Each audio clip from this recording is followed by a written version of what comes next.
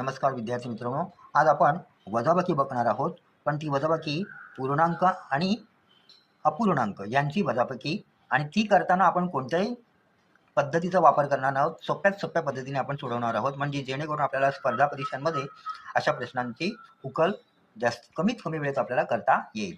ती सोपी पद्धत काय आहे? तर प्रथम गणित काय आहे तर बघा, 15 वजा 307. मग इथे आपण करताना काय करायचं? 15 वजा 307 मध्ये आपण 15 मधून 1 वजा करायचा. 15 मधून 1 वजा केलं की उत्तर येतं 14, आणि फक्त 3 आणि 7 यांची फक्त वजाबाकी करायची. आणि म्हणजे 7तून 3 गेले की 4, मग ते अंशस्थानी लिहायचे आणि छेद तसाच लिहायचा. म्हणजेच आपल्याला 14.4/7 हे आपल्याला उत्तर मिळतं.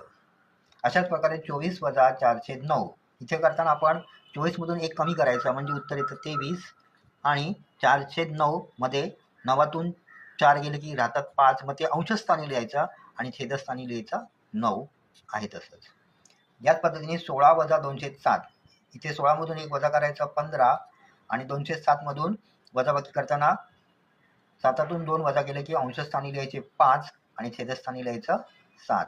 हे आपल्याला मिळालेलं उत्तर. आणि याच पद्धतीने आपण या प्रश्नाचं उत्तर आपल्याला द्यायचं आहे कमेंटमध्ये.